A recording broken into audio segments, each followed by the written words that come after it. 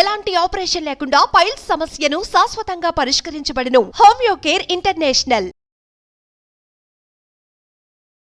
నమస్తే, welcome to Suman TV. నేను మీ సుమన్ టీవీ ఉషా. నూతన సంవత్సరానికి సంబంధించి 2025 కనుక చూసుకుంటే 12 రాశుల వరకు అసలు ఏ విధంగా ఉండబోతుంది, ప్రత్యేకించి మా రాశివారు ఏ విషయాల్లో జాగ్రత్తలు వహించాలి అండ్ దాంతోపాటు వ్యాపారాల్లో, పెట్టుబడులు, ఆరోగ్యరీత్యా, వివాహరీత్యా, సంతానరీత్యా ఎటువంటి జాగ్రత్తలు తీసుకోవాలని అడుగుతూ ఉంటుంటారు. మరి ఈ నూతన సంవత్సరంలో ఏ రాశి వారికి ఎలా ఉండబోతుంది, ఒక్కొక్క రాశి వారు ఏ విషయాల్లో జాగ్రత్తలు వహించాలో అంతోపాటు ఉమా దేవరకొండ గారు ఉన్నారు, ఆయన అడిగి తెలుసుకుందాం. నమస్తే అండి. నమస్తే అమ్మా. సో నూతన సంవత్సరానికి సంబంధించి మేషరాశి వరకు అసలు ఏ విధంగా ఉండబోతుంది అంటారు? ఫస్ట్ మనం అన్ని రాశుల్లో చూస్తే మొదటిగా వచ్చే మేషరాశిలో అశ్విని నక్షత్రము 1, 2, 3, 4 పాదములు, భరణి నక్షత్రం 1, 2, 3, 4 పాదములు, కృత్తికా నక్షత్రం 1వ పాదం దాకా ఒక మేషరాశిగా పరిగణించబడతారు. అయితే ఈ యొక్క నక్షత్రాల వాళ్ళకి 2025 నుంచి ఎలా ఉండబోతుందంటే, ఇప్పటి వరకు పర్వాలేదు, ఏ ఇబ్బంది లేకుండా ఆడుతూ పాడుతూ గడిపేసినటువంటి మేషరాశి వాళ్ళకి రాబోయేటువంటి 2025లో విశ్వావసునామ సంవత్సరం నుంచి ఏలినాటి శని ప్రారంభం అవ్వబోతోంది. ఓకే. ఇప్పుడు జాతకంలో కర్కాటకంలో కుజుడు నీచస్థితి అయ్యి స్తంభించిపోయి ఉన్నాడు. జనవరి 23వ తారీఖు దగ్గర నుంచి ఏప్రిల్ 4వ తారీఖు దాకా మిథునంలో అదే కుజుడు మళ్ళీ స్తంభిస్తాడు. అప్పుడు మేషరాశి వాళ్ళకి చాలా మంచి రాజయోగం పడుతుంది. అంటే 2025 ఎంటర్ అయిన తరువాత జనవరి 23వ తారీఖు దగ్గర నుంచి ఏప్రిల్ 4వ తారీఖు దాకా వీళ్ళు అనుకునేటువంటి పనులు ప్రతిదీ పూర్తవుతాయి సకాలంలో. ఉద్యోగ ప్రయత్నాలు, వ్యాపారం నూతన ప్రయత్నాలు, ప్రేమ వ్యవహారాలు, తర్వాత స్టాక్ మార్కెట్ ఆకస్మిక లాభాలు, తర్వాత కుజుడు ఇచ్చేటువంటి వాహన సౌఖ్యము, అంటే వచ్చినటువంటి డబ్బులతో వాహనములు, స్థలములు, కుజుడు ఇప్పుడు కూడా భూపుత్రుడు కాబట్టి స్థలాలు, ఫ్లాట్లు ఏదైనా కొనుక్కోవచ్చు. తర్వాత కోర్టు సమస్యలు, కుజుడు కోర్టుకి సమస్యలకి తగాదాలకి కారణం కాబట్టి వెంటనే ఈ యొక్క టైమ్ ఆఫ్ పీరియడ్లో అన్ని గుడ్ న్యూస్లు వినడానికి ఎక్కువ అవకాశాలు ఉంటాయి. అయితే 2025 విశ్వావసునామ సంవత్సరం మార్చి 30తో ప్రారంభం అయిన తర్వాత ఈ యొక్క శని మీనంలోకి ఎంటర్ అయిన తర్వాత ఈ మేషరాశి వాళ్ళకి ఏలినాడి శని ప్రారంభం అవుతుంది. ఆ ఫలితాలు ఎలా ఉంటాయి అంటే, శని ఎప్పుడైతే ప్రారంభ దశలో ఏలినాడి శని ప్రారంభం అయిన తర్వాత విపరీతమైన డబ్బులు ఖర్చు పెట్టిస్తాడు. అంటే అది లగ్జరీ ఖర్చులు అవ్వచ్చు, దైవ కార్యక్రమాలు కావచ్చు, అంటే పాత్రాదానమైనా అపాత్రాదానమైనా ఏదైనప్పటికీ కూడా డబ్బులు ఖర్చు అవుతుంది, విపరీతంగా అయిపోతాయి. తరువాత చుట్టూ ఉండేటువంటి వ్యక్తులు దూరం అయిపోతారు. 12వ స్థానంలో శని అంటే తన చుట్టూ ఉండేటువంటి బంధాలు అందరూ కూడా దూరం అవడం మొదలు పెడతారు. స్లోగా తను అనుకున్న వాళ్ళంతా దూరం అయిపోతారు. తరువాత వచ్చేసి ఇంకా ముఖ్యమైనది ఏదైతే అప్పటిదాకా ఇందాక మనం చెప్పుకున్నామండి, జనవరి 23 దగ్గర నుంచి ఏప్రిల్ 3 దాకా చాలా బాగుంటుంది, ఏ పనులైనా పూర్తవుతాయి అని. అప్పుడు ఏదైతే పనులు పూర్తయి ఒక నమ్మకం, ఒక కాన్ఫిడెన్స్ వచ్చిందో, ఈ ఏలినాటి శని ప్రారంభం అయిన తర్వాత స్లోగా కాన్ఫిడెన్స్ అనేది వదిలేస్తుంది, ఉండదు. మళ్ళీ ఆ నమ్మకం అంతా చేజారిపోతుంది. ఎందుకంటే శని ఆ రకమైనటువంటి వైబ్రేషన్ని, ఆ రకమైన ఎనర్జీస్ని ఇస్తాడు కాబట్టి. అదేవిధంగా ఎప్పుడైతే ఈ శని ఎంటర్ అయిన తర్వాత తల దగ్గర నుంచి, తల వెంట్రుకల దగ్గర నుంచి ఊపిరితిత్తుల దాకా వచ్చేటువంటి ఆరోగ్య సమస్యలు ప్రతిదీ, అవి ఆరోగ్య సమస్యలే అవ్వచ్చు, ఏదైనప్పటికీ హెయిర్ ఫాల్ అవ్వచ్చు, కంటి సమస్యలు, ఈఎన్టీ ప్రాబ్లమ్స్ అవ్వచ్చు, లంగ్స్కి సంబంధించి అవ్వచ్చు, థ్రోట్ ప్రాబ్లమ్స్ అవ్వచ్చు, ప్రతిదీ కూడా సమస్యలు ప్రారంభ దశ అని, ఆరోగ్య సమస్యల పునాది అనేది అక్కడ పడుతుంది ఏలినాటి శని స్టార్టింగ్లో. అది ఏ సమస్యో తెలియక హాస్పిటల్ చుట్టూ తిరిగి డబ్బులు ఖర్చు అవ్వడము, తరువాత అపాత్ర దానం చేసి మోసపోవడాలు. 12వ స్థానంలో శని చిన్న మాట విషయంలో తగులు, అంటే ఒక మాట మాట్లాడతారు, ఒక మాట ఇవ్వడము, ఎవరికైనా సంతకాలు పెట్టడము, ఇలాంటి విషయాల్లో తగువులు ఇవన్నీ తీసుకొస్తాడు శని స్టార్ట్ అయిన తర్వాత. అండ్ ఇంకొకటి, మే 15వ తారీఖు దగ్గర నుంచి మిథున రాశిలోకి గురుడు సంచరిస్తున్నాడు. సో ఆ రకమైనటువంటి కలయిక జరిగిన తర్వాత మేషరాశి వాళ్ళకి మళ్ళీ ఆకస్మికంగా ధనలాభాలు ఉంటాయి. అంటే ప్లస్ ఉంటాయి, మైనస్ ఉంటాయి. తప్పకుండా ఈ యొక్క ఆర్థిక వృద్ధి అనేది కనబడుతుంది, ధనలాభం అనేది ఉంటుంది, అన్నీ ఉంటాయి, అప్పులు తీరిపోవడం అన్నీ కనబడతాయి. అక్కడి నుంచి మళ్ళీ అక్టోబర్ దాకా చూసుకోక్కర్లేదు. అక్టోబర్ దగ్గర మళ్ళీ ఆరోగ్య సమస్యలు విపరీతంగా వస్తాయి. ఇందాక మనం చెప్పాం కదండి, ప్రారంభ దశ పునాది పడుతుంది ఇక్కడే అని, అది అక్టోబర్లో బయటపడుతుంది స్లోగా. మేషరాశి వాళ్ళకి అక్టోబర్లో బయటపడుతుంది. అక్టోబర్లోనే వీళ్ళు చేసినటువంటి చిన్న తప్పులు, ఏదైతే ఏలినాటి శని ప్రారంభమైందో చిన్న తప్పులు చేస్తారో అవన్నీ కూడా అక్టోబర్లో రిఫ్లెక్ట్ అవుతాయి. అక్టోబర్లో వీళ్ళు బాధపడతారు, అక్టోబర్లో వీళ్ళ సమస్యలు ఇరుక్కుంటారు, లిటిగేషన్స్లో ఇరుక్కుంటారు, ఇవన్నీ కూడా అక్టోబర్లో జరుగుతాయి. సో 2025 అనేది మిశ్రమ ఫలితం అండి. మేషరాశి వాళ్ళకి ఎక్కువగా స్టార్ట్ అవుతోంది, సమస్యలు ఇప్పుడిప్పుడే 2025లో స్టార్ట్ అవుతాయి. అది 2026కి అసలైన రిఫ్లెక్షన్ అనేది కనబడుతుంది. సో ఈ సంవత్సరం మొత్తం రిఫ్లెక్షన్ ఉన్నప్పటికీ కూడా కొంతలో కొంత కొంచెం ఉపశమనం ఉంటుంది. ఉపశమనం ఉంటుంది. 2026కి మాత్రం ఎక్కువగా ఉండే అవకాశం ఉంటూ ఉంటుంది.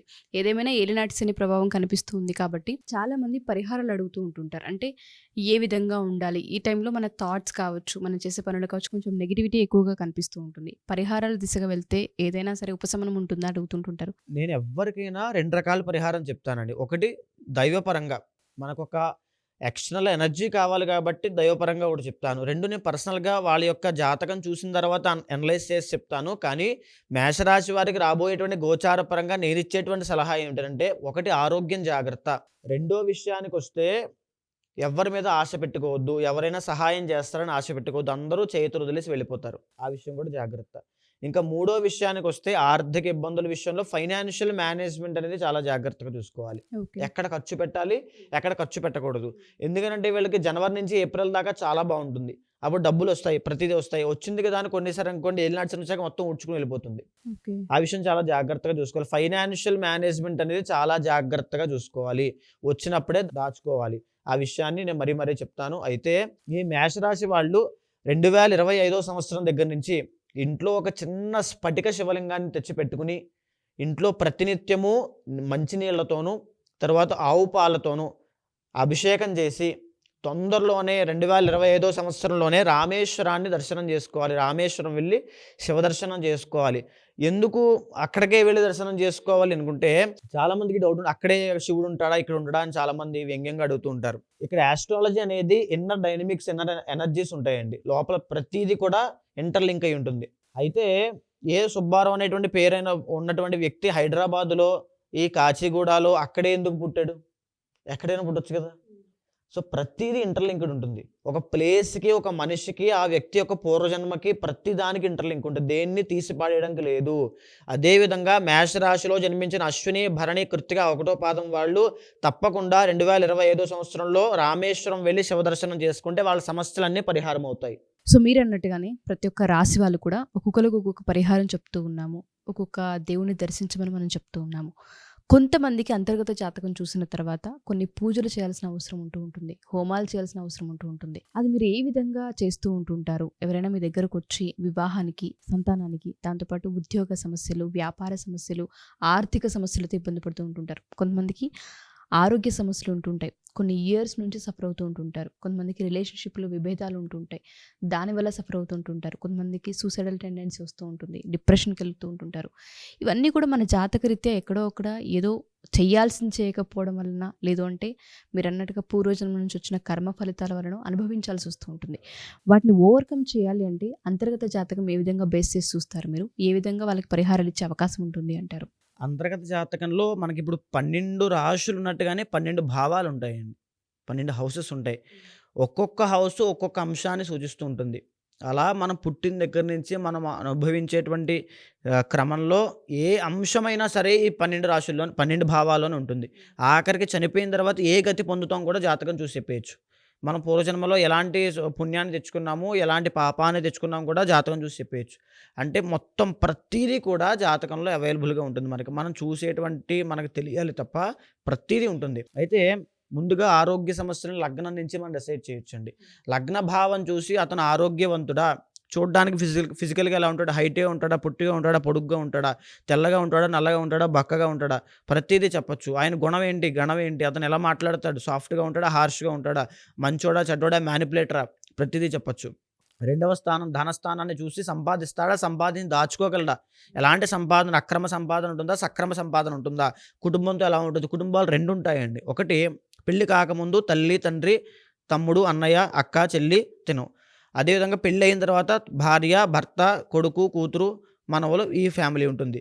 ఈ రెండో స్థానాన్ని చూసి తల్లి, తండ్రి ఎలా ఉంటారు, ఆ ఫ్యామిలీతో వీళ్ళ యొక్క కనెక్షన్ ఎలా ఉంటుంది. చిన్న వయసులోనే ఇల్లు వదిలేసి పారిపోతాడా, ఇంట్లో ఉంటాడా, ఇంట్లో ఉంటే సక్రమంగా ఉంటాడా, ఇంట్లో ఏమైనా ఇబ్బందులు పెడతాడా వాళ్ళని, వీళ్ళ వల్ల ఈ యొక్క జాతకుడి వల్ల తల్లిదండ్రులకైనా ఇబ్బందులు వస్తాయా అనే విషయాన్ని చెప్పొచ్చు. ఇంకా మూడో స్థానం చూసి ఇతని పట్టుదల ఎలా ఉంటుంది, ఇతని యొక్క స్థాయి, సంకల్ప శక్తి ఏ విధంగా ఉంటుంది, ఇతని పరాక్రమం ఏంటి, ఈయన బలంగా ఉంటాడా, వీక్గా ఉంటాడా, తరువాత ఇతను పనిచేసే చోట కొలీగ్స్తో ఇతని రిలేషన్ ఎలా ఉంటుంది, తరువాత ఇతనికి సోదరులు ఉంటారా, సిబ్లింగ్స్ ఏమైనా ఉంటారా, అక్క, చెల్లి, తమ్ముడు ఏమైనా ఉంటారా, ఉంటే వాళ్ళతో రిలేషన్ ఎలా ఉంటుంది, లాభసాటిగా ఉంటుందా, నష్టం కలిగిస్తుందా చెప్పొచ్చు. 4వ స్థానాన్ని చూసి కుటుంబము, తల్లికి ఇతనికి రిలేషన్ ఎలా ఉంటుంది. ఒకవేళ తల్లి యొక్క జాతకం లేదు అనుకోండి, ఈయన యొక్క జాతకం తీసుకుని 4వ స్థానం ద్వారా చంద్రుడి యొక్క గతి ద్వారా ఆ యొక్క తల్లి ఏం చేస్తుంది, ఆరోగ్య సమస్యలు ఏమైనా ఉంటాయా, వస్తాయా, ఇతని వల్ల ఆమె ఏమైనా ఇబ్బంది పడుతుందా చెప్పచ్చు. 4వ స్థానంలో వల్ల ఇతను గృహయోగం ఉంటుందా, అపార్ట్మెంట్ కొంటాడా, హౌస్ కొనుక్కుంటాడా, లేకపోతే కొన్న ఇల్లు అమ్మడానికి దీనికి లేకుండా చాలామంది కబ్జాలకు అయ్యి 10 సంవత్సరాలు 20 సంవత్సరాలు అలా ఉండిపోతాయి.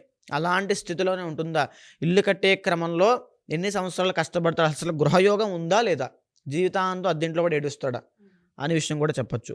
ఇంకా పంచమ స్థానాన్ని చూసి లవ్ మ్యారేజ్ అవుతుందా, అరేంజ్డ్ మ్యారేజ్ అవుతుందా, ఇతని నడవడిక ఎలా ఉంటుంది, బిహేవియర్ ఎలా ఉంటుంది, ఇతని యొక్క మాట్లాడే తత్వం ఎలా ఉంటుంది, ఇతనికి సంతాన యోగం ఉందా లేదా, అబ్బాయి పుడతాడా, అమ్మాయి పుడుతుందా, ఎంత లేటుగా పుడతారా, తొందరగా పుడతారా, పుట్టిన తర్వాత వాళ్ళకి కలిసి వస్తుందా, లేకపోతే నష్టం కలుగుతుందా.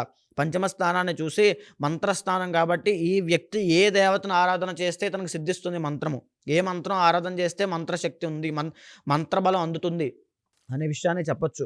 6వ స్థానాన్ని చూసి షష్ఠ స్థానం శత్రు రోగ రుణస్థానం కాబట్టి శత్రువులు ఉంటారా, బయట శత్రువులు ఉంటారా, ఇంట్లో శత్రువులు ఉంటారా, కుటుంబంలో చాలామంది వెన్నుపోటు పొడుస్తుంటారు, అలాంటి శత్రువులు ఉంటారా, బయట శత్రువులు ఎవరైనా పగబట్టి ఉంటారా, లేకపోతే అంతఃశత్రువులు కామ క్రోధ లోభ మోహ మదమాత్సల్యాలు శత్రువులుగా మారి తను ఇబ్బంది పెట్టి స్వయంకృతాపరాధం చేసుకునేలా చేస్తాయా అనే విషయాన్ని మనం చెప్పొచ్చు. రోగాలు వస్తాయా, ఎలాంటి రోగాలు వస్తాయి, కిడ్నీలు పోతాయా, లంగ్స్ పోతాయా, లివర్ పోతుందా, కంటి సమస్యలు వస్తాయా, సైనస్ ప్రాబ్లం వస్తుందా, లెగ్ పెయిన్స్ వస్తాయా, సయాటిగా వస్తుందా, స్పాండిలైటిస్ వస్తుందా చెప్పొచ్చు. తరువాత అప్పులు సక్రమంగా చేస్తాడు. చాలామంది బిజినెస్ ఇన్వెస్ట్మెంట్ కోసం అప్పులు చేసి పెట్టుబడి పెడుతుంటారు, అది అప్పుల్లో క్యాలిక్యులేషన్ రాదు. ఒక బిజినెస్ కోసం చేసేటువంటి సక్రమమైన రుణం అది, సో అది అప్పుల్లోకి రాదు. అలాంటి రుణాలు చేస్తాడా, లేకపోతే తాగేసి విచ్చలవిడిగా తిరుగుతూ జోదం ఆడుతూ చేసేటువంటి అప్పులు చేస్తాడా, అప్పులు తీర్చగలడా లేదా, రుణాలు ఎలాంటి రుణాలు ఉంటాయి చెప్పొచ్చు. సప్తమ స్థానాన్ని చూసి ఇతను బిజినెస్ చేస్తాడా, బిజినెస్ చేసే యోగం ఉందా, కలిసి వస్తుందా లేదా చెప్పొచ్చు. సప్తమ స్థానం చూసి వచ్చే భార్య ఏ దిశ నుంచి వస్తుంది, ఎలాంటి గుణగణాలు ఉంటాయి, అందంగా ఉంటుందా, చండాలంగా ఉంటుందా, లేకపోతే భార్య వచ్చిందో కలిసి వస్తుందా, కలిసి రాదా, అసలు భార్యతో కలిసి ఉంటాడా, కలిసి ఉండడా, ఇద్దరికి సౌఖ్యం ఉందా లేదా అనే విషయాన్ని చెప్పొచ్చు. అష్టమ స్థానాన్ని చూసి తన సీక్రెటివ్ మైండ్ సెట్ ఉందా, లోపల ఎన్ని విషయాలు దాచుకుంటాడు, బయట కనిపించే వ్యక్తి ఇంకొక వ్యక్తి ఏమైనా ఉన్నాడా, అంటే ఏమైనా డిప్రెషన్, ఇతని మానసిక స్థితి ఎలా ఉంటుంది, మానసిక ధైర్యం ఎలా ఉంటుంది, తర్వాత ఇతనిలో జరిగే మార్పులు ఎంత ఫాస్ట్గా చేంజ్ అవుతూ ఉంటాయి, ఇతని ఆయుష్ ఎంత ఉంటుంది, ఆయుష్ కూడా క్యాలిక్యులేట్ చేయొచ్చు. భాగ్యస్థానాన్ని చూసి ఇతని తండ్రి ఏం చేస్తుంటాడు, తండ్రి వల్ల ఇతనికి లాభం వస్తుందా, నష్టం వస్తుందా, అసలు తండ్రి వల్ల ఇద్దరికి రిలేషన్ బాగుంటుందా, బాగోదా, ఇతను పూర్వజన్మ నుంచి ఎంత పుణ్యాన్ని తీసుకొని వచ్చాడు, ఇతనికి సంపాదించే యోగం ఉందా లేదా, 10 మందికి పెట్టే యోగం ఉందా, 10 మంది దగ్గర అడుక్కోవడం లాంటివి చేస్తాడా, అంటే అతని యొక్క స్థితి, ఆర్థిక స్థితి, సంపాదించేటువంటి భాగ్యస్థానం ఎలా ఉంది అనేటువంటి విషయాన్ని భాగ్యస్థానం 9వ స్థానం చూసి చెప్పొచ్చు. తర్వాత 10వ స్థానానికి వెళ్ళేసరికి వృత్తి కర్మ, ఇతను జీవితాంతము లేబర్ పని చేసుకుంటూ బతుకుతాడా, లేకపోతే జీవితాంతం షార్ట్ కట్లో ఫాస్ట్గా ఎదిగిపోతాడా, అసలు ఏ పని చేస్తాడు, బిజినెస్ చేస్తాడా, ఉద్యోగం చేస్తాడా, బిజినెస్ చేస్తే ఏ రకమైన బిజినెస్ చేస్తాడు. చంద్రుడు వచ్చాడు అంటే డైరీ ఫామ్ అవ్వచ్చు, లేకపోతే ఫుడ్ బిజినెస్ అవ్వచ్చు. బుధుడు వచ్చాడంటే ఇంపోర్ట్స్ అండ్ ఎక్స్పోర్ట్స్ అవ్వచ్చు. కుజుడు వచ్చాడంటే అగ్రికల్చర్ అవ్వచ్చు, రియల్ ఎస్టేట్ అవ్వచ్చు. ఇలా అన్ని రకాలటువంటి అంశాల మీద మనం గమనించిన తర్వాత ఏ బిజినెస్ చేస్తాడో, అసలు చేస్తాడా చేయడా, వృత్తి జీవితాంతం చాలామంది సెటిల్మెంట్ ఉండదు, వచ్చినటువంటి ఆస్తిని అలా గడిపేస్తూ ఉంటారు. ఆ రకమైన పరిస్థితుల్లో ఇతను ఉంటాడా. లాభస్థానాన్ని చూశాక ఇతను ఫ్రెండ్ సర్కిల్ ఎలా ఉంటుంది, ఇతను ఫ్యామిలీకి అంత ఇంపార్టెన్స్ ఇస్తాడు, ఫ్రెండ్స్లో ఇతనికి పనికొచ్చే వాళ్ళు ఉంటారు, ఇతను మోసం చేసే వాళ్ళే ఉంటారు. ఏ 11వ స్థానంలోనో ఏ కేతు ఉన్నాడు అనుకోండి, సర్వనాశనం అయిపోతాడు, చెడు సహవాస దోషం పడుతుంది. కాబట్టి 11వ స్థానంలో రవి కుజుడు లేకపోతే ఆ యొక్క భావాన్ని గమనించిన తర్వాత అలాంటి మంచిది ఏమైనా ఉంటే కనుక పలుకుబడినటువంటి వ్యక్తులతో పరిచయాల వల్ల గొప్ప స్థాయికి వెళ్ళిపోతాడు. ఆ రకమైనటువంటి ఉంటుంది. ఇంకా 12వ స్థానం చూసిన తర్వాత ఇతనికి దీర్ఘకాలిక ఆరోగ్య సమస్యలు ఏమైనా ఉంటాయా, లేకపోతే దేశం దాటి బయటకు వెళ్ళి విదేశ యోగం ఏమైనా ఉందా, లేకపోతే 12వ స్థానం తర్వాత ఖర్చు ఎలా పడతాడు, లగ్జరీ కోసం ఖర్చు పెడతాడా, దేనికోసం ఖర్చు పెడతాడు, నిద్ర ఎలా పోతాడు, ప్రశాంతమైన నిద్ర ఉంటుందా, ఉండదా, ఇతను సుఖాన్ని జీవితంలో సుఖాన్ని అనుభవించడా, చనిపోయిన తర్వాత మోక్షానికి వెళ్తాడా, మరి నరకానికి పోతాడా, ఏ జన్మ ఎత్తుతాడు అనే విషయాన్ని కూడా ప్రతిదీ డీప్ అనలైజ్ చేసి మనం చెప్పొచ్చు. ఇది అనలైజ్ చేసిన తర్వాత ఏ గ్రహం దానికి కారణం అవుతోంది, ఏ గ్రహం వల్ల ఇతను ఇబ్బంది పడుతున్నారు అని చూసి ఆ గ్రహానికి సంబంధించిన అధిదైవానికి ఆ యొక్క అధిదేవత ప్రత్యదేవతలకి జపము, హోమము, దానము, మార్జనము ఇవన్నీ చేసిన తర్వాత శివుడికి రుద్రాభిషేకం చేస్తే అతనికి ఏ యోగం కావాలంటే యోగం, ఏ సమస్యతో బాధపడితే ఆ సమస్య తప్పకుండా నెరవేరుతుంది. సో 12 స్థానాలు మనం చూసి వాళ్ళకి ఏ విధంగా ఉంటుందని చెప్పే అవకాశం మన దగ్గర ఉంటూ ఉంటుంది. ఓకే, పూజలు కావాలన్నా మీరు నిర్వహిస్తూ ఉంటుంటారా నేను అండి? నిర్వహిస్తుంటాను. ఓకే, సో ఎవరైతే మా ఈ వీడియో చూస్తూ ఉంటుంటారో ఈ రాశి వారు కనుక మీరు ఒకసారి అంతర్గత జాతకం చూయించుకోవాలి అనుకున్నా, ఒకసారి ఉమాదేవరకొండ గారిని కలవాలి అనుకున్నా డెఫినెట్గా అప్రోచ్ అవ్వచ్చు. కింద స్క్రోల్ అవుతున్న కాంటాక్ట్ నెంబర్ కనుక కాంటాక్ట్ చేస్తే టీం మీకు పూర్తి వివరాలు అందిస్తారు. థ్యాంక్ యూ అండి, థ్యాంక్ యూ సో నమస్తే మచ్. అండి.